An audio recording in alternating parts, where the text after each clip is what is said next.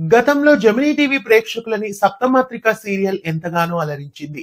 అప్పట్లో టెలికాస్ట్ అయిన ఈ సీరియల్ ని ప్రస్తుతం మళ్ళీ జెమినీ టీవీలో టెలికాస్ట్ చేస్తున్న విషయం అందరికీ తెలిసిందే. సోమవారం నుండి శనివారం వరకు రాత్రి 10:30 సప్తమాత్రిక సీరియల్ ని రీటెలికాస్ట్ చేస్తున్నారు. ఈ సీరియల్ ని మే మొదట్లో ప్రారంభించారు. ప్రస్తుతం ఈ సీరియల్ ప్రారంభించి సరిగ్గా నెలవుతోంది. అయితే సప్తమాత్రిక సీరియల్ ఫ్యాన్స్ అందరికీ జెమినీ టీవీ ఒక షాక్ ఇచ్చింది.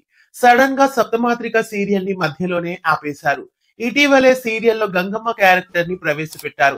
అంతలోనే సీరియల్ కి ఎసురు పెట్టేశారు.